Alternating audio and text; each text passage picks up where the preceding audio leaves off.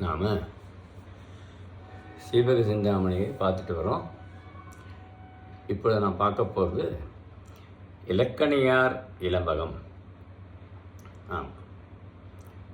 மாமன் மகள் இலக்கணியாரை சீவகன் திருமணம் செய்து கொண்டது பற்றி இந்த இளம்பகத்தில் வருகிறது. சீவகண்டன் தேவிமாருள் அவனுக்கு ஏற்கனவே 7 திருமணம் பண்ணியிருக்கான் இல்லையா? அவர்கள் பதுமை, கேமசரி, கனகமாலை என்பவர்களை அவரவர் ஊர்களிலிருந்து அழைத்து வரவும், தத்தை, குணமாலை, விமலை, சுரமஞ்சரி என்பவர்களை அவரவர் இல்லத்திலிருந்து அழைத்து வரவும், தான் முடிசூட்டின் அன்றைக்கே அவன் தக்கவரை அனுப்பி அவரெல்லாம் சேர்ந்து விட்டார்கள். ஆனால் ஒன்று, சந்திரன் சூரியனை கண்டறியாத மாடத்தின்கள் வண்டும் பறவை என்றும் காவலை விட சிவகியன் என்றும் மயில் இறங்கினார் போல எல்லாரும் இறங்கினார்களாம். இதில் முக்கியமாக சொல்கிறார் ஆசிரியர், சீவகன் பிரிந்த அன்று சூடிய மாலையோடு, வேறு மலர் மாலைன்னு சூடலை, அந்த அன்றைக்கு பூசின சந்தனத்தோடு தான் இருக்காங்களாம். கெட்டு வாடிய மேனியோடு 10 முதலை 3 தத்தை முதலை 4 உகை கண்ணீர் உகுத்து சீவகன் பாதங்களில் விழுந்து வணங்கினார்கள். எல்லாரும் குறைந்த நீரிடத்து கண்டார் எஞ்சுமாறு கலங்களுற்ற கையிலனையைப் போல சீவகன் பிரிவிற்கு கலங்கி புலம்பி பிறந்தனார்கள். எல்லாரும் கலங்குகிறார்கள். உகை கண்ணீர் வருகிறது. முதுகணியில் கரிந்த முல்லைக்குடி கார்கால மழையை பற்றி தளிர்த்தார் போல தம் கணவன் மார்பை தீண்டியவர்கள் மேனி வாட்டம் மனவர்த்தம் தீர்ந்து விட்டது அவர்களுக்கெல்லாம். சேடிய தெய்வமார் சிலமிருந்து திலத்தலமும் திருத்தி மாலைகள் சுட்டி தொய்யில் எழுதி அழகு கண்டு மயங்கி கணவன் தொழும்படி முத்துவடத்தையும் அணிந்தார்கள். சீவகன் நஞ்சினை உண்ட கைகள் தடுமாறுவன போல தேவியின் கண்கள் அலர்ந்து இருமாந்து அஞ்சி பிறழ மேகலையில் அருந்து போகிறது. மணிகள் சொரிய மகளிர் இடை ஊற்றின்மம் பெற்று கவின் பெற அவர்களோடு இன்புற வைகினான். இந்நிலக்கணியின் திருமணம் விரித்துரைக்கப்படுகிறது என்று திருத்தகு தேவரே இந்த பாட்டில் சொல்கிறார். ஒரு திருமணமானது எப்படி நிகழ்த்தப்படுகிறது என்பதை வெகு அழகாக ஆசிரியர் கூறியிருக்கிறார். அதை நம்ம பார்ப்போம். பெருங்கல்வியானாகிய பெருங்கனினா ஜோதிடத்தில் வல்லவன், விதியால் தானே முடிதலன்றி நல்வினையை ஓரையான முடித்தற்கு, விதியால் முடியும்னா நல்ல ஓரை பார்க்கிறான், நாள்களை அரசனுக்கு விரித்துரைக்கிறான், நல்ல ஓரை பார்த்து என்னென்னைக்கு செய்யலாம் என்று. அரசனின் ஜென்ம நட்சத்திரம் உத்திரட்டாதி முதலான 9 நாள்களுள், அரசனுடைய ஜென்ம நட்சத்திரம் சீவகன் என்பது உத்திரட்டாதியிலிருந்து 9 நாள் கூட திருமணத்தை முடிக்கணும் என்று 108 களிர்கள் என்று அலங்கரிக்கப்பட்டன. 108 களிர்கள் யானைகள் வெண்துகில் எடுத்து வெண்சாந்து பூசி வெண்மாலை சூடி முரசனை 108 யானைகளின் தலையில் தலைமையான யானை மேலே ஏற்றினார்களாம். முரசு ஊர் கேட்க அறையப்பட்டது. ஊரில் எல்லாருக்கும் தெரிவிக்கிறார்கள். யாவரும் கேளுங்கள், இந்த 7 நாளும் முத்துவடம் போட்டு வெண்சாந்தணிந்து வெண்பூச்சூட்டி பட்டணிந்து நெற்றிப்பட்டம் பூண்டு அழிவுமேல் பழமும் அறிந்து பார்சோரே உண்ண வேண்டும். வீட்டு முகப்பில் வாழை கமுகள்லாம் நட வேண்டும். மாலைகளை ஆங்காங்கு நட்டு வையுங்கள். தூபங்கள் இருக்கட்டும். குடத்தை பரப்பி நல்ல பொற்கொடிகளை உயர்த்தி வையுங்கள். ஆடல் பாடல் நிகழ்த்து வையுங்கள். 7 நாள்களும் மதக்களிரிகளை ஊர்திக்கு பயன்படுத்த வேண்டாம், அவைகளுக்கு ஓய்வு கொடுத்து விடுங்கள் என்று முரசறிவித்து சொல்லுகிறார்கள். அதில் 6 நாள் போயிடுத்து. 7வது நாள் வருது. எங்கும் சங்குகள், யாழ், குழல், தன்னுமை, மிருதங்கம் போன்ற ஒரு வாத்தியம் என்பன ஒலித்தன. மகளிர் தத்தம் இல்லத்தில் பூந்துகைகளை துடைத்து சாந்தினால் நிலத்தை மழை இல்லுற தெய்வத்திற்கு பூப்படை சென்றனர். இல்லுரையில் இருக்கிற தெய்வங்களுக்கு எல்லாரும் பூப்பளினா பூக்களை தூவி வழிபாடு செய்வது, அதான் பூப்பளி என்று பெயர்.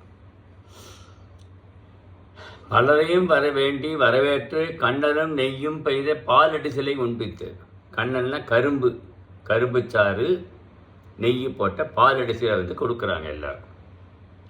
பலா முதலியவற்றின் சாற்றினை கருப்பஞ்சாற்றோடு சேர்த்து சமைத்து உண்கிறார்கள். பலாப்பழத்தோட சாரோட கருப்பஞ்சாறு சேர்க்கிறார்கள்.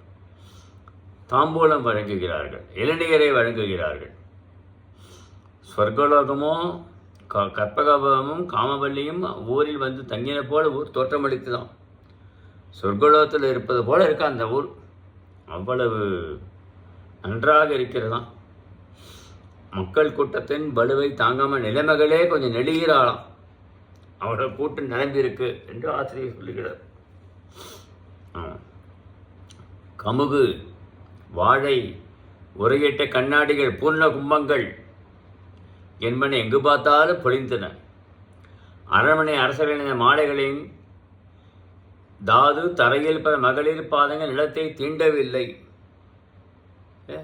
தாதுன்னா மகரந்தனா தரையில் மகளிர் வந்து நிலத்தையே தீண்டாமல் அந்த தாது மேலே நடந்தார்களாம். ஆமாம். மணிகளை இடித்த இதில் கோலம் போட்டார்களாம் என்று சொல்லுகிறார்கள். பழங்காசுகளை குவித்து அவற்றையுமே அட்டமங்கலங்களை வைத்து கவரி வீசினார்கள். அட்டமங்கலம்னா 8 மங்கள பொருள்கள், அது பின்னாடி விரிவாக சொல்லப்படுறது, அப்போ பார்ப்போம். விளக்குகள் புகைகளும் கடந்தன. கணின ஜோதிடர் குறிப்பிட்ட நேரத்தில் சீவகன் மங்கள ஆசனத்தில் அமர்ந்தான்.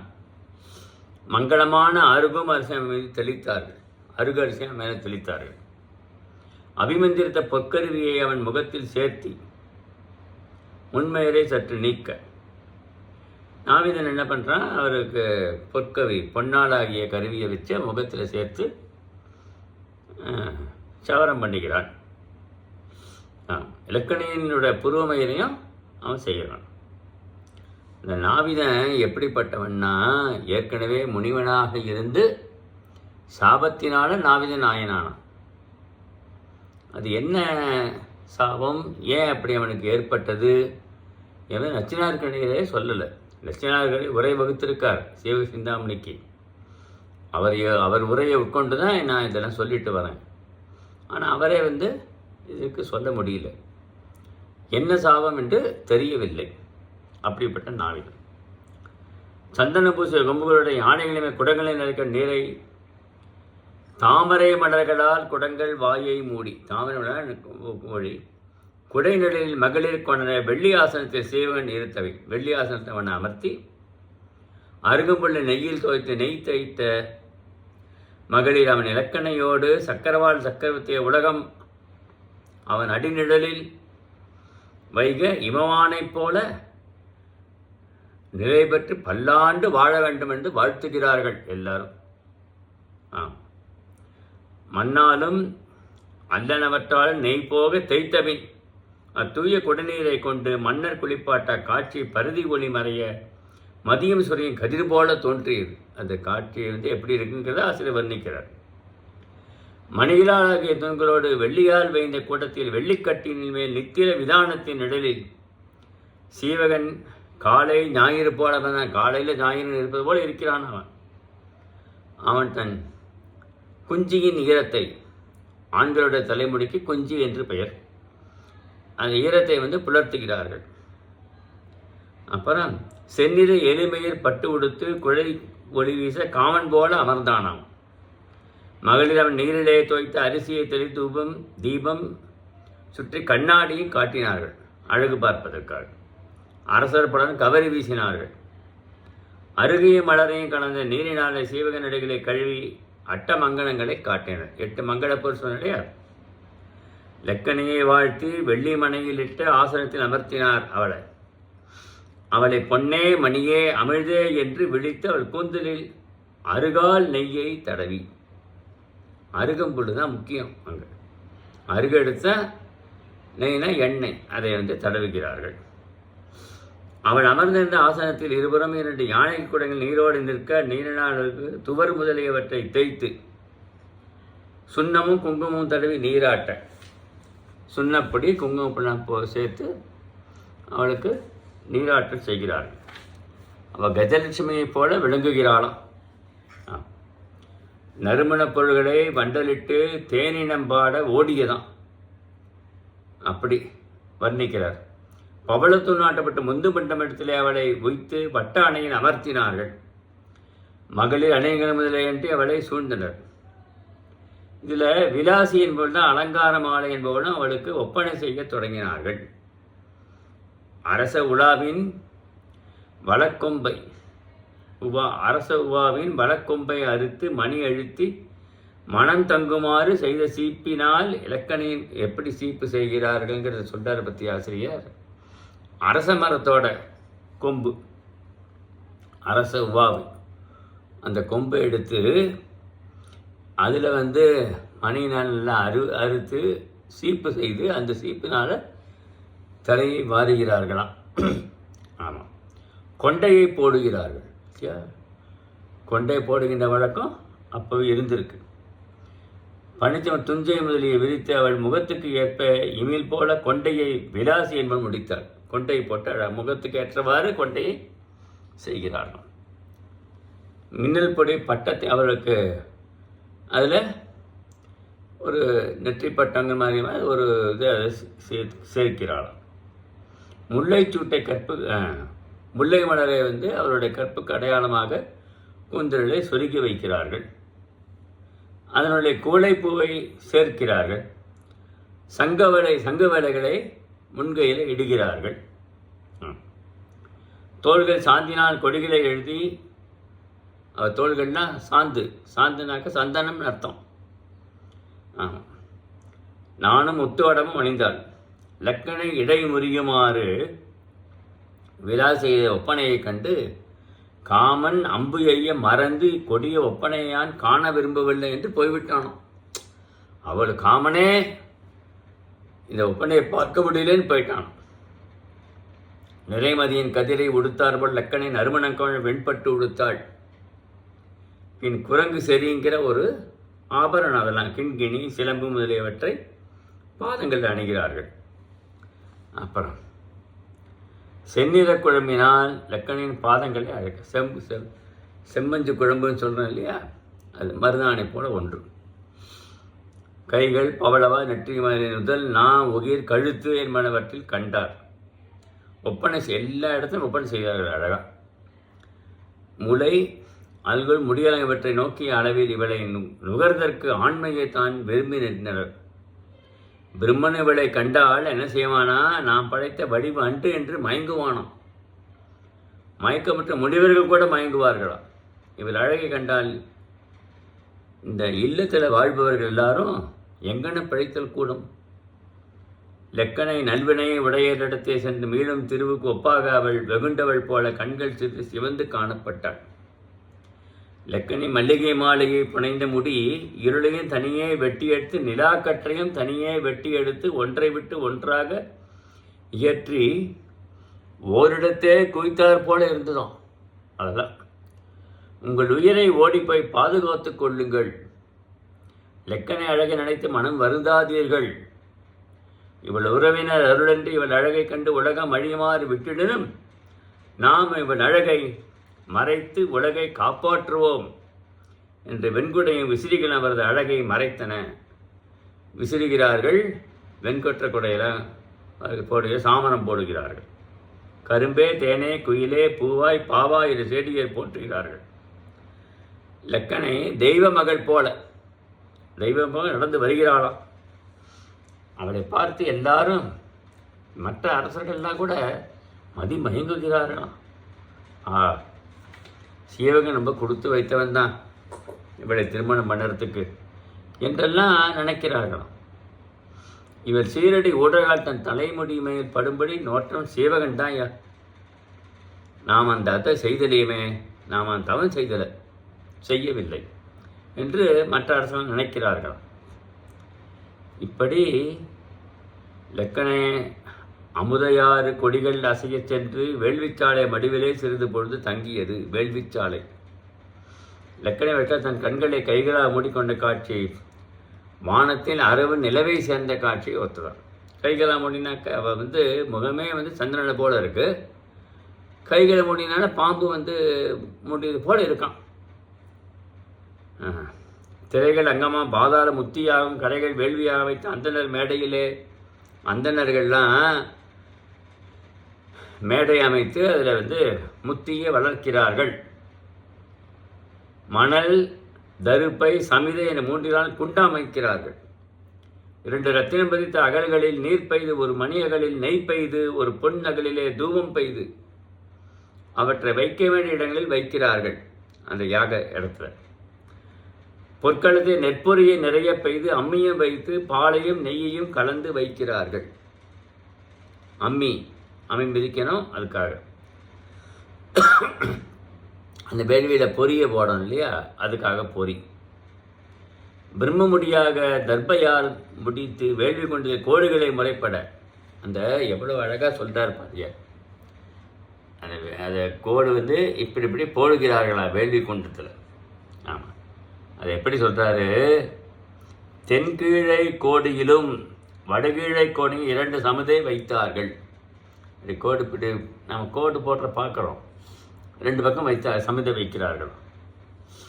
தர்பை நுனியை நறுக்கியிட்ட நெய்யில் சிறு விரலாலை தர்பையை பிடித்து கொண்டு அத்தர்பையால் இருக்கைகால இடையறாதபடி மும்முறை கழுவி தர்பையை தீயில் போட்டார்கள். ஆமாம், 3 முறை சுற்றுறது, 3 தீயில் காப்பி சுத்தப்படுத்துறது. அதுக்காக சமிதை 16ஐயும் நெய்யையும் சொரிந்த அளவிலே சான்மேல் என் விரல் அகலமாக பரப்பிய சான்மேல் என் விரல், ஒரு சானில் என் விரல் இருக்க அந்த ஹோமகுண்டம். அந்த ஹோமம் பண்ணுவதற்கு கற்பித்த இடத்தில் வேள்வீத்தி சமிதை கொண்டு பொங்கி சுழன்று எழுந்தது. வேள்வீத்தி அழகாக சுழன்று எழுகிறது. கடலில் வியாழம் உதயமான நேரம் சீவகன் அக்னியை பிரதிஷ்டித்து கையில் நீர் ஏற்று அக்னியை சுற்றினான். சீவகன் அக்னியை பிரதிஷ்டை பண்ணான். வேல்மிழ் சீவகன் லக்கனை முகத்தை மூடிக்கொண்டிருந்த கையை எடுத்து அவன் இடக்கையை பற்றி அக்னியை வலம் வந்தான். கையை பிடிச்சி வலம் வருது இல்லையா, அக்னியை வலம் வருது. அப்புறம் பொறியால் செய்யும் ஹோமத்தை செய்தார்கள். அம்மியில் அவள் கால்களை வைத்து நிகழ்த்தி விவாகம் பண்ணி எழுந்தது. ஏதாவது விவாகம் பூர்த்தியாகுது. அம்மி மிதித்ததுக்கு அப்புறம் தான் விவாகம் பூர்த்தியாகுது. அதுக்கப்புறம் சாந்தியான கூத்து, ஆழத்தி, அருந்ததியை காணும் அளவு ஒரு கட்டில் இருந்தது. அருந்ததியை காண்ற அளவுக்கும் அவர்கள் ஒருத்தர் இருக்கிறார்கள். அது வரைக்கும் சாப்பிடவில்லையா. இப்பவும் திருமண தம்பதிகள் சாப்பிட மாட்டார்கள். அருந்ததியை பார்த்துவிட்டு அன்றைக்கு இரவு தான் சாப்பாடு. அதே போல் அவர்களும் இரவு தான் அருந்ததியை கண்டதுக்கப்புறம் இரவு பால் சோறு. இப்பவும் பால் சோறு தான் சாப்பிடுகிறோம். அதே மாதிரி அப்பவும் செய்திருக்கிறார்கள். அன்னத்தின் தூய்மை நிலையத்தால் படுக்கும் 15 மெத்தைகளை 5ஆக படுக்கிற இடம் எப்படி அமைச்சிருக்காங்க பாருங்கள். 15 மெத்தைகளே அடிக்கிறார்கள். இருவரும் புணர் ஒன்றும் புணர்ச்சிக்கு பின் தனித்தனியே படுத்தவர்கள் 2மாக அமைக்கிறார்கள். குளிர்ந்த மெல்லிய எளிமையில் போர்வையை வைத்து உருவத்திரையை வளைத்து 2 பக்கம் 2 படிகங்களையும் வைக்கிற படிகங்கள். ஸ்படிகம்ங்கிறது படிகன்னா பொம்மை அப்படின்னு சொல்கிறார். முற்றிய பாக்கு இடைநக சாயமூட்டிய பாக்கு இளம்பாகும் ஒன்றையும் கற்பூர் முறையை கலந்த பாக்கு வாசனை சுண்ணாம்பு வெற்றிலை இவரெல்லாம் வைக்கிறார்கள். இவரெல்லாம் ஒரு செப்பு வைத்திருக்கிறது. வாசனை சுண்ணாம்பு வெற்றிலை வைக்கிறார்கள். மாலைகள் வைக்கிறார்கள். துகில் வைத்த வலம்புரி வடிவான செப்பு, அணிகள் வைத்த சலஞ்சல வடிவான செப்பு, ஏனைய பொருள்களெல்லாம் வைக்கிறார்கள். சீவகனின் மேகம் ஆரமாகிய மின்னனை மின்னி பெய்த காமமாகிய மழையிலே லெக்கனையது நெஞ்சு என்னும் குளம் நிறைய கண்ணாகிய கலிங்குகள் மையாகி சேற்றினை சிந்தி திறந்தன என்னுமாறு லெக்கனை காமையன்மன் நடலில் உவகை கண்ணீர் வடித்தாள். சீவகனுடைய மார்பாகி மலையுடனே லெக்கனின் முளையாகி யானைகள் முகதலில் பொருது சிவந்தன. அது பொறா சீவகன் மாலை உழக்க அக்கோதை போல்வாள் நைந்து பூக்கள் கொய்யப்பட்டதால் துவண்ட பூங்கொம்பு போல் ஆகினாளாம். மகளிர் ஆளவற்றால் பேசி அவள் மேனியை குளிர்ப்பித்தனர். எப்படி இப்படி சீவகன் பண்ண ஊடுகிறாள். ஊழல் கூடல் எல்லாம் நடக்கிறது. வீணை குழல் இதில் வாய்ப்பாட்டெலாம் வாசிக்கிறார்கள். அவர் சிலம்பம் கிண்கிணி ஒலிக்கிறது. அப்பொழுது நிலைமை உணர்ந்த அவள் புணர்தலில் மேகலை ஒலித்து புணர்ச்சியால் அவள் மேலே வருந்துவாள் என்பதனை கேட்டு சீவகன் அவள் அணிகலங்களை ஒளி அவிழ்ந்தன. அணிகலங்கள் ஒளியில் நின்று போச்சு. சிவலோகம் பரமபதம் இவற்றில் உள்ள அரணும் அறியும் போல இரவன் நித்திய சம்போகத்தில் ஈடுபட்டார்கள். சிவலோகம் பரமபதம் இவற்றில் அறியும் இது போல நித்திய சம்போகத்தில் ஈடுபட்டார்கள். திருமணமான நாளான அரசருக்கு மயிர்கலைதல் முறையாக அச்சடங்கு நிகழ்த்தப்பட்டது. சரியா? மயிர்கலைதல்ங்கிறது 4ஆம் நாள் நடக்கணும். தூண்கள் கம்பளங்களை விரித்து நாகலோகம் மண்டபம் அமைக்கப்பட்டது. கஜலட்சுமி கோணம் வரையப்பட்டது. உளுந்து பயறு உப்பு அரிசி நிறைத்து வைத்தனர். உளுந்து அரிசி உப்புடன் நிறைத்து வைத்தார். 1000 மரக்கால் நெல் அங்கு நிறைந்திருந்துதான். 1000 மரக்கால் நெல்லை வைக்கிறார்கள். அதில் அருகம்புல் இடப்படுகிறது. செங்கையல் இப்போ நான் சொன்னேன் இல்லையா, அட்ட மங்கள பொருள். செங்கையல் ரெட்டை சாமரை விளக்கு கண்ணாடி கொடி முரசம் அங்குசம் பூர்ணகம் என்ற 8 மங்களப் பொருள்களும் வைக்கப்பட்டன. அங்கு உளுந்து நிறைந்த அகலை ஏந்தி தெய்வத்தை தொழுது மகளிர் தென்மேற்கே நின்றனராம். அதுக்கப்புறம் மூங்கிலரசு நிறைந்த மாணிக்கத்தட்டுகள் வடமேற்கில் இருந்தன. பொன்கத்தி பஞ்சியமே வடதிசையை வைக்கப்பட்டது. சூரியன் கிரணங்களை சிந்தி சந்திரனுடன் இருந்தவை போல சீவகன் லக்கணன் அங்கு வந்து அமர்ந்தான். சாபம் பெற்று நாவிதனான முடிவென்பல் வந்து நிரம்பக்கற்ற அலங்கார வல்லனவன் யானை ஊர்தி முதலில் சிறப்பு பெற்ற நாவிதன் அழகி ஒருத்தி கரது நீர் வார்க்க அதனால் வாய்ப்பூசி வேந்தனை வணங்கி குபேரனை போன்ற அவன் பாதன முடிகளை தெளித்து பொன்கத்தியை அவன் வல்லக்கணத்திலும் லக்கண இடக்கணத்திலும் வைத்து கொஞ்சம் மயிரை எடுக்கிறான். அதுக்கப்புறம் அவன் அந்த எடுத்து முடிச்சதுக்கப்புறம் போனதுக்கப்புறம் சாணை கழட்டிட்டு பிசிறுகளை நீக்கிக்கிறான். சாணை கத்தி எடுத்து பிசிறு நீக்கிறான். துணியால் துடைத்து கைகளிலே புரட்டி மயிர் நீக்குவது தெரியாதபடி செய்கிறான். அவ்வளவு அழகாக நேர்த்தியாக செய்கிறான். கண்கள் வெறுவி ஓடுமுள் லக்கனின் புருவங்களை திருத்தினான். இப்படி அவன் எல்லாம் செய்து முடித்ததுக்கப்புறம் ஆமாம் இருவருக்கும் மணிக்கூட நீரினால் சேடியர்கள்லாம் சேர்ந்து அவளை நீராட்டுகிறார்கள். நாவினை செய்து முடித்தா அவன் தட்சணையெல்லாம் வாங்கிட்டு போயிட்டான். அவர்கள் நீராட்டுகிறார்கள். ஆமாம் அப்புறம் அணிகலன்களை அணிகிறார்கள், ஆடைகளை அணிகிறார்கள். இப்படி சீவகனுக்கு லக்கணை அழகை கண்ணமைக்காது நோக்குகிறான். கண் கரித்து கண்ணீர் வந்து விட்டுதான். கண்ணமைக்காமல் பார்த்துட்டே இருந்தால் கண்ணீர் வரும் இல்லையா, அது ஆசிரியர் சொல்கிறார். அழுதான் என்று கற்பனை செய்து கொண்டால் அவன் என்ன செய்யலாம், மற்ற தேவரை கண்டு அழறாளே இப்போ என்கிட்ட அவளுக்கு அன்பு இல்லையா என்று அவள் ஊடுகிறாளாம். ஆமாம் இப்படி ஊடலும் கூடலமாக இருக்கிறது. சீவகன் அவள் அடியை சீரடியை வணங்குகிறாள். ஊடலால் தீராது கண்ணீரை ஊக்கிறாள். அவன் கண் கரித்து நீர் சொரிந்ததை கூறவும் இயலாது அவள் வெகுகிறாள். ரொம்ப கோபம் வந்துடுத்தவளுக்கு. அது கண்டு கிளிகள் அவளை வேண்டுவோம் என கூறுகிறேன். கிளிகள் வந்து ஊடலை தணிக்கிறதான். எப்படி பூவைகள் நாகனவாய் பறவை நான் போய் நம்மை பட்டினி போட்டு விடுவாள் என்று எச்சரிக்கிறது. கிளி வருத்தம் தாங்க நூலில் தூக்கிட்டு கொண்டு சாக முற்படுகிறதும்.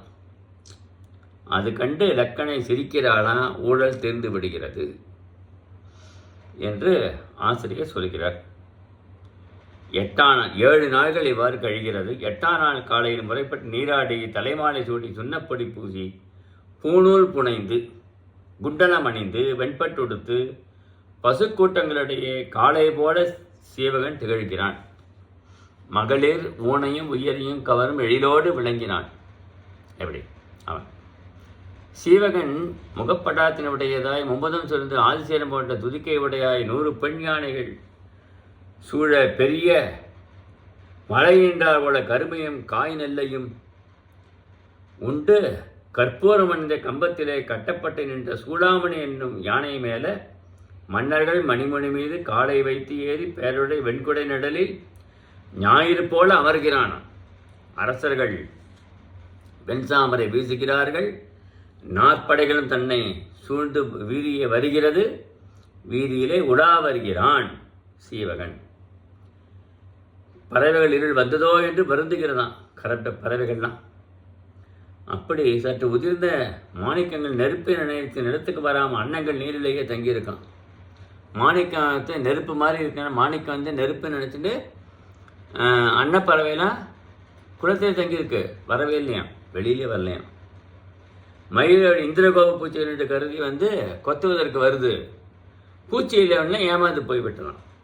இதெல்லாம் அழகாக கூறுகிறார் ஆசிரியர். வேதை பருவ பெண்கள், அதுக்கப்புறம் 7 பருவ மகளிர் இருக்காங்க இல்லையா, 7 பருவ மகளிர் அவருடைய உலா வருகின்ற காட்சியை காண்கிறார்கள்.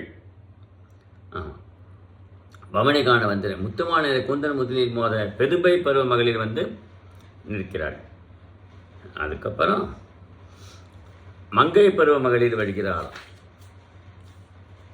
அதுக்கப்புறம் கண்கருதி விளங்கிய சிறந்த குந்தலை கையில் ஏந்திய நள்ளிரவில் ஏந்திய தீபம் போன்ற உருடைய வேட்கைமிக்க நங்கையர் எங்கும் நிறைந்தனர். மேகலைப்புறத்து பவளக்கொடியென்ன அம்மங்கையர் மறைந்திருந்து கண்டுண்டு மகிழும் மக்களைப் போல மறைவினின் சீவகன் அழகை பருகினார்கள். நீதிமன்றின் செல்வச்செருக்கு போல பரந்த கொங்கை குவிந்திருக்க நீதியை கேளாது பெருமை உண்டு அரசனைப் போல இடைமெளியே மடந்தையே தெருவெங்கும் நிறைந்தனராம். செல்வர்க்கே சிறப்பு செய்வர் போல முளைகளுக்கும் அணிகலன்களை அணிய வறுமையற்றோருக்கு உதவுவார் ஒருவரும் இல்லை என்று இடை வருந்த மகளிர் மாளிகையில் மேல் மாடத்தை சார்ந்தனர். எல்லாரும் அவங்க மாடத்திற்கு போய்விடுகிறார்கள் என்று பார்க்கிறோம்.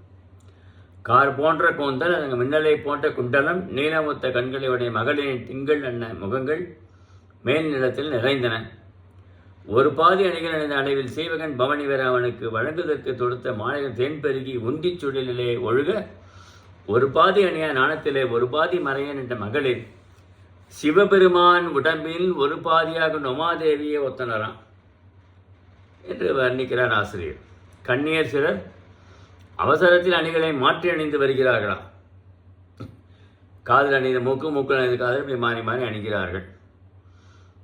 இப்படி ரொம்ப அழகாக காமத்தியில் சில பசலை பூத்து ஒருங்கே பூத்த வள்ளிக்கொடியை ஒத்தனராம். இப்படி மகளுடைய நிலைகள் எல்லாம் வர்ணிக்கிறார்கள் என்பதை பார்க்கிறோம். மன்னனே கடலும் நிலனும் பெற்ற ஆயுளை பெற்று வாழ்க என்று சொல்ல வாழ்த்துகிறார்கள். சீவகமை சுண்ணப்பொடி தூவி மாலைகளை வீசி தேன்வழி வண்ணப்பூப்பந்தை எரிந்து நறும நேரத்தில் வைத்து மகிழ்கிறார்கள் எல்லாரும். சீவகனை முருகன் என்றும் காமன் என்றும் சிலர் ரொம்ப அவனை வந்து சிங்கம் என்றுதான் சொல்லுகிறார்கள். பட்டுடை அழகிலும் மயங்கினார்களாம். அவன் முடி அழகிலாம் பட்டுடை அழகிலும் எல்லாரும் மயங்கி போயிட்டார்களாம். ரொம்ப மகிழ்ந்தார்களாம். விசையை வந்து தவம் செய்திருக்காப்பா, அதான் சுனந்தை வந்து தவம் செய்தினார்கள் என்று சுனந்தையை வச்சுக்கிறார்கள். இப்படி சீவகன் அழுகை பிறகு உடம்பெல்லாம் உடம்பெல்லாம் கண்ணு இல்லையேப்பா, 1000 கண்ணை போல இருக்கணுமே, நமக்கு இருந்தால் பருகலாமே, 2 கண்ணான்னு இருக்கு என்று வருந்துகிறார்களாம். சுடுகாட்டில் பிறந்ததையும் வணிக நிலத்தில் வளர்ந்ததையும் அரசர் பல இவளை தொழ வந்ததையும் கண்ட பிறகும் இருப்பது ஏன் என்று வியந்தனாரா எல்லாரும். சில நல்வினை பயனில்லை எனின் கடலும் மலையும் கடந்து சென்று முயன்றாலும் செல்வம், இதுதான் நல்ல கருத்து. நல்வினை பயன் இல்லைன்னா கடலும் மலையும் கடந்து சென்று முயன்றாலும் செல்வம் குவியாது. நல்வினை பயன் இருப்பின் சிறிது முயலாவிடும் செல்வம் அவர்கள் இருப்பிடத்தை நாடி வரும். எனவே நல்வினை பயக்கும் தவம் வாழ்க. தவப்பயன் இருக்கும் வரை நஞ்சு நுகர்ந்தாலும் கெடுதி வாராது. இதெல்லாம் முக்கியமானது. தவப்பயன் கழிந்தால் ஓடி ஒளிந்தாலும் சாவிலிருந்து தப்ப முடியாது. தவப்பயனுடையார் யானை கோட்டுடை அகப்பட்டு உயிர் தப்புவர். அறமே பாதுகாப்பு என்றிருப்போர் எதனை கண்டு அஞ்ச மாட்டார்கள் என்று எல்லாரும் பேசிக் கொள்கிறார்களாம். கடற்கரை சோலையில் சூழ் கொண்ட சங்குகள் முத்துக்கள் இன்று திரியும் வளமான நாட்டு மன்னன் சீவகனான் மக்கள் வாழ்த்த நகரை வளம் வந்து பொன்மதில் சூழ்ந்த அசோகபுரனில் அருகன் அவரை பெற்றதுமான கோயிலை நோக்கி புறப்பட்டான். அங்கிருந்து அருகப்பெருமான் கோவிலை போய் வணங்குகிறார்கள். அருகின் மயிலக அன்ன ஒழிக்க குயில் கூவ பறவை முற்றிடும் தாழை தேன் சொரியும் சோலையில் சீவகன் படையெல்லாம் நிறுத்திவிட்டு அருகப்பெருமான் கோவிலை சென்று வணங்குகிறான். பிறவா தன்னை பிறவாது நினை சரணடைந்தால் இனி யான் பிறவேன் என்று தலையால் நின்றால் கைகளால் பணிவு தோன்ற தொழுதான். திருவாகிய 1008 மறுவினையுடைய மார்பினை முக்குடை உடையவை அருகப்பெருமானை பற்றி சொல்றார் ஆசிரியர். ஆதிவேதம் கட்ட அந்தனருக்கு தாதையை, கடவுள் தன்மையை, அளவிலா ஆற்றலை, சுக்கிர தியானமான பரமாத்ம பாவனையை உடையை, முழுது உணர் ஆற்றலை, அறவாழி உடையை, புண்ணிய முதல்வை நின்னடி தொழுகிறோம் என்று சீவகன் அருகப்பெருமானை போற்றி வாழத்துக்கு நந்தா விளக்கு 4 கோடி பொன்னை வழிபாட்டுக்காக கொடுக்கிறான். 100 பழம்பதிகள், 100 மத யானைகளை, 100 தேர்களை வழங்குகிறார்களாம் அந்த கோவிலுக்கு என்பதை பார்க்கிறோம்.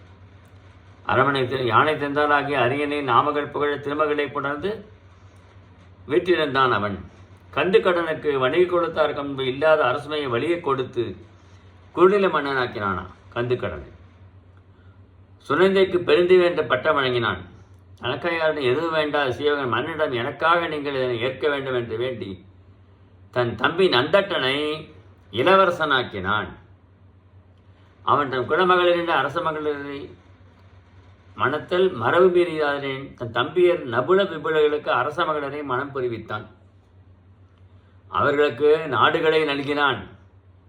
இவர்கள் விசையோட புதல்வர் சொல்ல முடியாது. சச்சந்தனுடைய வேறு தேவியர்களுக்கு பிறந்தவர்கள் என்று நாம் கொள்ள வேண்டும். சீவகன் 11 நண்பர்களுக்கு இதற்கு வழக்கில் இல்லாத அரசுமையை நல்கினானான்.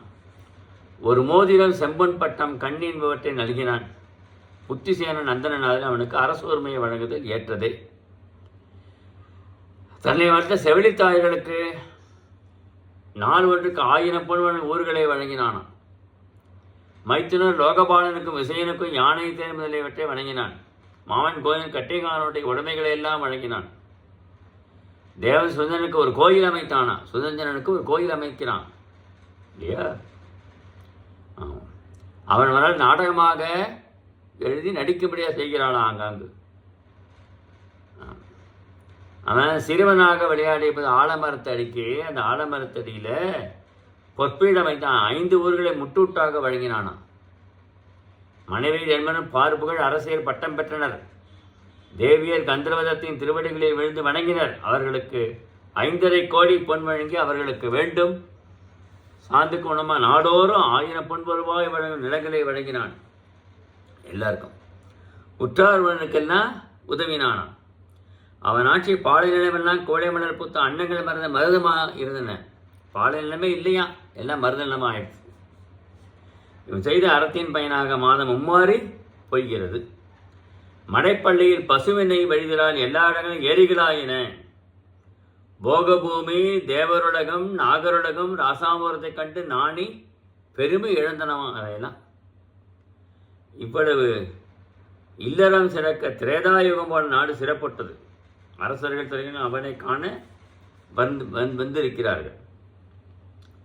நோட்டில் கொலைகள் முதலிய குற்றங்கள் எல்லாம் அறவே நீங்கிவிட்டது. இப்படி அண்மை காலத்தில் அரண்மனை வாயில் காவலன் தாமரை முகத்தாய் மலர் மாலை போன்ற பெண் தோழி கூட்டத்திலேயே வந்த அரசனை காண வேண்டும் என்று சிவகன் அவளை வல்லே வரவிடுக என்று ஆணையிட்டான். இதில் இந்த சுவாமி தேசிகப்பாவை என்பதை பற்றி சொல்கிறார். தேசிகப்பாவைங்கிறது இடைச்சல்கள் என்று ஆசிரியர் எங்கே கருதுகிறார். அந்த பாடலுடைய அமைப்பு பார்க்க விடைச்சலாக இருக்கிறதுனால அதை நம்ம சொல்ல வேண்டும். தேசிகை பாவை சீவகன் 8 மனைவியர் பெற்று அவர்களோடு இன்பம் துய்த்து இல்லற வாழ்கிறான். அவனுக்கு தேசிகை பாவை முதலியவர்கள் அணங்கமாலை முதலிய சேடியெல்லாம் தேவையில்லை அவன் என்பதை பார்க்கணும். இவ்வாறு அவன் நாடை அரசாட்சி செய்து வருகிறான். முத்தி இலம்பகம்ங்கிறது கடைசியாக வரக்கூடிய முத்தி இலம்பகம். இதை நம்ம முக்கியமாக பார்க்கணும். இதில் சீவகன் கடைசியில் எப்படி முக்தி அடைகிறான் என்பதெல்லாம் பற்றி பார்க்கணும். சீவகன் ஏன் தன் தாயை பிரிந்திருந்தான்றதற்கு ஒரு காரணம் சொல்லுகிறார் ஆசிரியர் ஒரு இடத்துல. அன்னப்பறவை இருக்கு இல்லையா, அது தன்னுடைய தன்னுடைய குஞ்சை பிரித்து வைத்தான். ஆகையால் அவன் தாயை பிரிந்து இருக்க வேண்டி நேர்ந்தது. அது ஊழ்வினை பயன், அதனால் அனுபவிக்கிறான். 8 கர்மங்கள் விடப்பட்டு 8 குணங்களால் உயர்ந்த அருகப்பெருமான ராசாமூர்த்தியில் அசோக சோலையிலே வானலாக கோயில் எடுப்பிக்கப்பட்டது. ஊர்கள் பல கோயிலுக்கு மானியமாக வழங்கினார்கள். பல விழாக்கள் நிகழ்த்தப்பட்டன. மங்கையர் பாட்டுங்கூத்து நிகழ்ந்தன. விசயமாதேவி தவக்குடியில் கனி கிழங்கு முதலியவற்றை கொடுத்து தன் பசி துன்பத்தை போக்கி தன்னை பாதுகாத்த ஆரியங்கனியாளுக்கு அதிகாரம் அருகப்பெருமான் புண்ணிய பயன்கள் எல்லாம் தானமாக வழங்கினாலும் இல்லையா. அவரோட கூட இருந்தா இல்லையா ஆரியங்கன், அவளுக்கெல்லாம் தானமாக வழங்குறாளாம் புண்ணிய பலன்கள்லாம். தவப்பள்ளிக்கு அழைத்து சுடுகாட்டு தெய்வத்துக்கு சுடுகாட்டு கோயில் அமைத்தான். சுடுகாட்டில் கோயில் பிறந்தான் இல்லையா, அதுக்காக தன் மயில் பெரும் வடிவத்தின் மாடத்திலே ஓவியமாக எழுதச் செய்தான் சீவகன். சுடுகாட்டு பகுதியை அறச்சாலை ஆக்கிட்டான். சுடுகாட்டு பகுதியை அறச்சாலை ஆக்கிட்டான். நாடோறும் 505 குழந்தைகளுக்கு பாலும் நெய் கலந்த பருப்புச்சோறு வழங்கும்படி ஏற்பாடு பண்ணினானாம் இல்லையா குழந்தைகளுக்கெல்லாம். சுனந்தையை தழுவிக்கொண்டான். அவள் நானுமாறு பல புகழை கூறினான். சீவகன் நென்மரையும் எடுத்து அழுவிக்கொண்டு உலகான சிறப்புடைய மக்களை பெற்று அருகப்பெருமான் ஆகம கருத்துக்களை தெளிந்து வாழ்வீர் என்று எல்லாரையும் வாழ்த்தினான். மாலைகளாக தோற்றமளிக்க ஒழிப்பிட்டு அவர்களை கண்குளிர நோக்கி எவ்விடத்தில் நீங்கள் பிரியாதிருப்பீராக என்று வாழ்த்தினான். சீவகன் அருள் பெருமா அழைக்க அவன் அவள் திருவடிகளை விழுந்து வணங்கி இன்னும் தான் செய்ய வேண்டிய பணி யாது என்று வினவினான். விசையை சொல்றா, சச்சந்தன் எடுத்துக்கொண்டு அனுப்பினான். நல்லமைச்ச சொற்களை கேளாமல் ஆட்சி பொறுப்பை கட்டிங்கான விடுத்து அவன் செய்த சூழ்ச்சிகளை கவனியான். பெண் புத்தியிலேயே ஈடுபட்டதனால் தன்னை மகப்பேற்ற மயில் பொறியில் அனுப்பிவிட்டு பகைவரோடு போரிட்டு இளமையிலேயே மடியுமாறு ஏற்பட்டு விட்டது இல்லையா. அதனால் எல்லையற்ற காம இன்பத்திலே மூழ்கக்கூடாது. இன்பத்தை அனுபவிக்கணும், சிற்றின்பத்தை அனுபவிக்க வேண்டும், அதிலேயே மூழ்கி இருக்கக்கூடாதுப்பா. இதனுடைய தந்தருடைய வாழ்க்கையிலும் தெரிந்து கொள்ள வேண்டும் என்று உபதேசம் கூறுகிறாள். சீவகன் அப்படியே மூச்சையாக விழுந்துட்டான். அம்மா என்னப்பா சொன்னேம்மா, அப்போ எனக்கு யாது கூறு விஷயம் சொல்கிறான். அப்போ தான் புத்திமதி சொல்கிறான். நம் வாழ்நாள் எவ்வளவு நாம் அறியோம், இன்னும் பலகால வாழ்வோம் என்னும் ஆசைகள் இருக்கிறோம் நாம் எல்லாருமே. எல்லோரும் அப்படி தான். திடீரென்று காலம் போது அழுவதென்று இழந்த வாழ்நாளை மீட்க முடியாது. காலம் வந்து விட்டால் வேறு ஒன்றும் பண்ணாது, உயிர் போய் தான் வேணும். கூற்று வினவிய பாம்பு தயிர் சோறு போன்ற நம்மை சிறிது சிறிதாக விழுங்கிவிடும். இறுதியில் மூடிய கண்களை விழிக்காமல் இறந்து போவோம். அரிப்பெடுத்த போது சொரிந்து கொள்வது போல, அரிப்பெடுக்கணும் சொரிகிறோம் இல்லையா, இக்குறைந்த வாழ்நாளிலும் தவம் செய்து பயனடையும் பேறு பெற்றுள்ளோம். காற்றில் சிதற அடிக்கப்படும் மேகக்கூட்டமான நாம் நம் வினையின் தாக்குதலால் தனித்தனியே பிரிந்து போவோமே என்று ஒரு இடத்துல சேர்ந்து வாழப்போவது இல்லை. எல்லாரும் தனித்தனியாக பிரிந்தான் போவோம்ப்பா. இந்த தாய்ப்பாசம் மக்கட்பாசம் என்பனை அறவே நீக்கப்பட வேண்டியவை. இளமை நிலையாது கரிய தலைமறில் வெளுப்பதன் முன் அரிய தவமும் தானமும் செய்ய வேண்டும். இளமை காலம் அப்படியே இருக்காது, நிறைமை வந்துவிடும். அதுக்குள்ளே தானம் தவம்லாம் நிறைய செய்யணும். ஆமாம், கூற்றுவன் நோயாகிய தீவன முடவிலை உள்ள உயிரை சேராக உணர்வின் நெய்யாக ஆற்றலை துவையலாக கொண்டு பிசைந்து உண்பதன் முன்னே கூற்று நம்ம உயிரை எடுப்பதற்கு முன்னே நாம் நல்லது செய்ய வேண்டும், பிறருக்கு உதவி செய்யணும், நம்மால் முடிஞ்ச உதவி செய்யணும். இவ்வுடம்பாகிய வண்டியின் அச்சாகிய உயிர் தேய்ந்தால் புதிய அச்சனை கொண்டு இணைக்க முடியாது. வண்டியில் அச்சாணி வருதா வேற அச்சாணி வைக்கலாம், இங்கே அப்படி இல்லை. நாட்டு மக்கள் பெயராது மூழ்கி பிறருக்கு ஒரு பருக்கை சோறு கூட இங்கே மனமின்றி அறம் கருப்பா சுவென்று கூற அறியாமல் பயனற்று வாழ்வு வாழ்ந்து மடிகிறாள் சிலர்லாம். அவர்கள் பயனற்ற வாழ்வு விடுத்து தானம் சீலம் தம்மை வற்றில் காலத்தை கழிக்க வேண்டும். தானம் செய்யணும், தமம் செய்யணும், ஒழுக்கத்தை கடைபிடிக்கணும். மகளிர் பாடுசில் எந்த விரும்பிய பொறிக்கரியோடு பொற்காலத்தை உண்ட செல்வர் இவ்வோட்டில் இலைக்கரிய இடுமின் என்று நிலைக்கு வரும். செல்வராக ஏழை ஆகலாம், ஏழை செல்வராகலாம் இல்லையா? வற்ற காட்சிய பாலனை பொற்காலத்தில் அழுப்பினும் அருள் செய்த காலம் நீங்கி வறுமை எய்தி மண்கலத்தில் எந்தி பிச்சை எடுக்கிறார்கள். பொற்காலத்தில் பால் வேண்டான்னு சொல்லிட்டு, ஆனால் வறுமை காலத்தில் மண்கலத்தில் பிச்சை எடுத்து சாப்பிடுகிறார்கள். அந்த நிலைக்கு வந்துடும். அதனால் ரொம்ப ஜாக்கிரதையாக இருக்கணும். வண்ணங்கள் இடையிலே அறுவருக்கும் சிறு கூரையை அறையாக உடுத்து எஞ்சிய பகுதியை கையால் மறைத்தவாறு இலை உருவி சமைக்கும் இடைநிலைக்கு வருவதை காண்கிறோம். எப்படிலாம் இருந்தாலும் கடைசியில் அப்படி நம்ம நிலை மாறி விடுகிறது இல்லையா? மூப்பு நிலையே தண்டை ஒன்றி கோழை உமிழ்ந்து நடுமாறி இளமை நிலையாமை உணர வேண்டும். இளமை நிலைத்து இருக்காது. தவத்தில் ஈடுபட்டு முத்திக்குரிய வழியினை செய்ய வேண்டும் என்று சீவகன் எல்லாத்தையும் உபதேசம் பண்ணுகிறார். யானை சுரப்பில் இருக்க முடியும். எரியிடப்பட்ட வெண்ணெய் போல உருகினான். யானை துறவு மேற்கொண்டு போக தான் வேண்டும் என்கிறார். 2 தாயுடன் சுரவை மேற்கொண்டு சிறுகையில் ஏறுகிறார். உயிரை கைவிட்டு 2 உடல் போவால் சீவகன் எடுத்து அவர்கள் புறப்பட்டார்கள். தெய்வமார்கள் கண்ணீர் சொரிந்தனர். துறவடம் கொண்ட 1000 மகளிர் சிவரை புறப்பட அழுது எல்லாம் சிவகையிலிருந்து போகிறார்கள் காட்டுக்கு துறவு மேற்கொள்ள. துறவு போன்று உபதேசம் செய்து கொண்டிருந்த பம்மை என்ற ஆரியங்கனியின் தவப்பள்ளியை அனைவர் அடைந்தனர். பிறவிக்கடலில் கரையேற்றுமாறு தவம் புரிந்த அரிது என்று சீலத்தை பின்பற்றி தேவராகுமாறு விசைக்கு தங்கள் துறவு தருமாறு வேண்ட. துறவு தருனா அவர்கள் என்னன்னு கேட்டால், அவர்கள் தலைமுடியெல்லாம் நீக்கி விடுவார்கள். நீக்கிதான் துறவு கொள்ள வேண்டும். தூய்மைத்து ஆகமதியால் பாடினால் சீரடி கழுவி 2 மார்பையும் சுற்றி வெண்டுகளை கட்டினர்.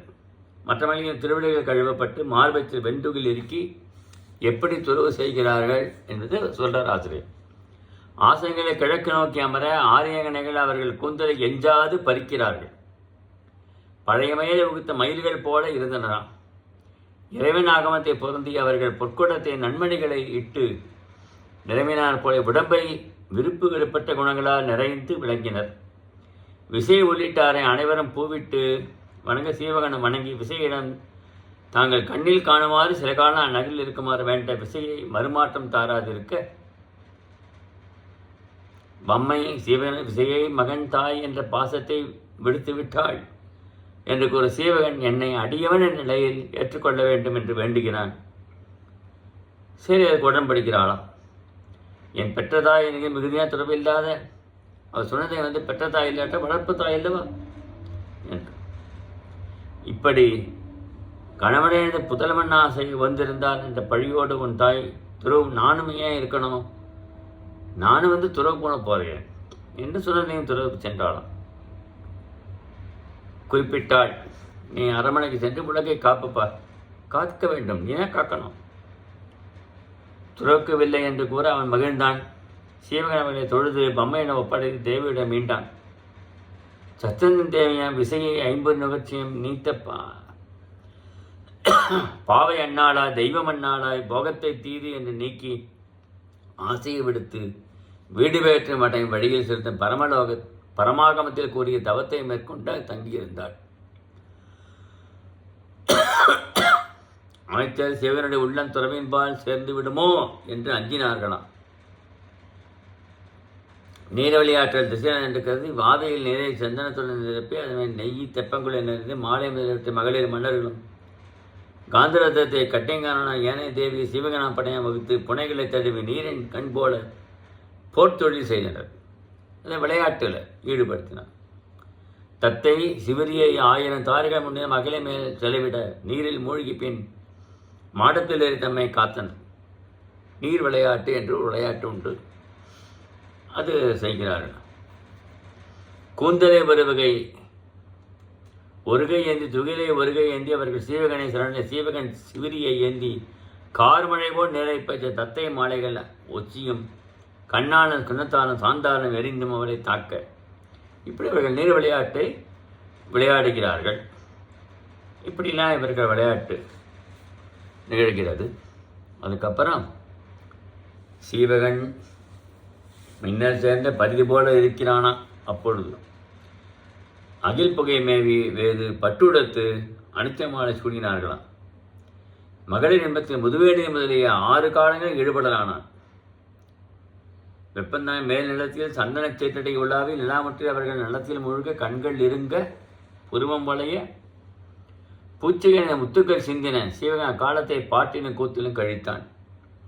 கார்கால தேவியை இடியோசை கஞ்சி அரசனை தழுவி கவின் பெற்ற பூக்கம் போல தவிர்க்க. இப்படி எல்லா காலங்களிலும் அவர்கள் இன்பமாக மகிழ்வோடு இருக்கிறார்கள் என்று இல்லையா. இப்படி ஊடல் கூடல்லாம் பற்றி ஆசிரியர் நிறைய சொல்கிறார். இவ்வாறு சீவகிழமை பல நிலங்களில் பலகாலம் இன்பம் நுகர்ந்து மகிழ்பேற்றை விரும்புகிறார்கள் இல்லையா. புதல்வரை பெற வேண்டும் என்று ஆசை அவர்களுக்கு வந்துவிட்டது. அதுபோல கற்பம் கொள்கிறார்கள். அந்த கருவுற்ற தாய் என்னென்னலாம் அடையணுமோ அதெல்லாம் பற்றி வர்ணிக்கிறார் ஆசிரியர். உடல் வெடுத்து தோல் மெலிந்து முளைமுகம் கருகி வயிறு வீங்கி அனிச்சமடனும் பாரமாக தம் மென்மைக்கு பஞ்சனை மேல் தாங்கி பாலை சுமந்து அடிவீங்க பலம்புரிகள் முத்துக்களை ஈண்டார் போல புதல்வரை பெற நாடெங்கும் பரப்பப்பட்டது. எல்லாருக்கும் புதல்வர் பிறக்கிறார்கள். சுதஞ்சன் என்ற தேவன் தோன்றி சீவக சிறதை நாடகமாக நிகழ்த்தினான். ஏனைய ஒரு கழுழதகன் ஏனைய ஒரு உலக செய்தியை தெரிவிக்க அவர்களும் பெரிதும் வந்தனர். இப்படி 12ஆம் நாள் கனிகள் 2 திருக நிலைகளை ஆராய புதல்வருக்கு சாதகம் எழுதினர். 12 நாள் இல்லையா, அரசர்களுக்கு 12 நாள். தத்தைய மகன் சச்சந்தனன் அன்பேர், குணமாலை மகன் சுதஞ்சனன், பதுமையின் மகன் தரணி என்று பெயர், கேமசரி மகன் கந்துக்கடன், கனகாமாலை மகன் விசயன் இல்லையா. இப்படி பதுமையின் மகன் தரணி, கேமசரி மகன் கந்துக்கடன், விமலையின் மகன் தத்தன், கனகமாலின் விசயன், சுரமந்தியின் மகன் பரதன், இப்போ லக்கணியின் மகன் கோவிந்தன் என்று எல்லாருக்கும் பெயரிட்டார்கள். ரொம்ப மகிழ்ச்சி. யானை குதிரைய உங்களுக்கு எல்லாருக்கும் நல்ல யானை ஏற்றம் குதிரை ஏற்றம் அரசர்களுள்ள பயிற்சியெல்லாம் கொடுக்குறான். வயது 45 ஆயிடுத்து. ஆமாம், 45 வயசு ஜீவகனுக்கு முடிந்து விட்டது. இந்தன் உரிமை சொல்லி கற்பக சோழனின் மகிழ்ந்த காட்சியை ஒத்து புலவை மகன் தம் கூந்தலில் பூக்களை உதிர்ப்பது போல் உயிர்கள் பூக்களை உடைய தேனுவண்ணமைக்க காதி வினைகளை வேறெடுத்து இடவ தீர்த்தங்கர் காலத்து மரங்கள் போல் சோலையில் மரங்கள் தாமே தோன்றி பூத்து காய்த்து பறிக்கிறான் செய்கிறான். இனிமே நாம் துறவு மேற்கொள்ள வேண்டும். பையனுக்கு பட்டத்தை இளவரசு பட்டம் கட்டி அவனுக்கெல்லாம் சொல்லி கொடுத்துட்டு துறவு மேற்கொள்ளணும் என்று சீவகன் எப்படிலாம் துறவு மேற்கொள்கிறான் என்பதை பற்றும் ரொம்ப அழகாக ஆசிரியர் இந்த முக்தி இலமுகத்தில் அழகாக சொல்கிறார். ரொம்ப நிறைய இருக்கிறது தான். சிலான் தவன் செய்த பின் ஞானத்தை அடைவன் எனக்கு அருள் செய்க என்று அருணப்பெருமானுடைய திருவடியில் விழுந்து வணங்குகிறான். ஆமாம், அரசனுக்கு உதவி செய்கிறார்கள். அப்போது அவர்களுக்கு மயிர்களையும் விழா ஒன்று உண்டு. ஒவ்வொரு தலைமுடியை ஒவ்வொன்றாக எடுப்பாங்களாம். வேரோடு எடுத்து அதுக்கப்புறம் துறவு பூண்பது, காவி உடை அணிந்து கொள்வது, இப்படி வாமன் கோயிலை பூசிப்பது. இப்படி அவர்கள் சீவகன் துறவு மேற்கொண்டான். துறவு மேற்கொண்டு போகிறான் என்பது ஆசிரியர் பல பாடல்கள் வாயிலாக விளக்குகிறார்கள். இவ்வாறு நாம் பார்க்கிறோம். அசோகமனிலிருந்து கடைசியில் வீடு பேறு என்பதை அவன் அடைகிறான் என்பதோடு இந்த பாடல்கள் முடிக்கிறது. கடைசியில் மங்களம் பாடுகிறார் ஆசிரியர். திங்கள் மும்மாறி பெய்க, திரு அறம் வளர்க, செங்கோல் நன்கு இனிது அரசன் ஆள்க, நாடெல்லாம் விளைக, மற்றும் எங்கு உள அறத்தினோரும் இனிது ஊழி வாழ்க, நங்கள் புதல்வர் பயின்ற மெய்நூல் புகழோடு பொலிக மிக்க என்று இந்த சீவக சிந்தாமணி நிறைவேறுக திருத்தக்க தேவர் சொல்லியபடியும் நச்சினார்கணியர் உரையை உட்கொண்டும் இதுவரைக்கும் நான் சொன்னேன். ரொம்ப எல்லாரும் எனக்கு ஆதரவு கொடுத்ததுக்கு நன்றி. வணக்கம் வணக்கம் வணக்கம்.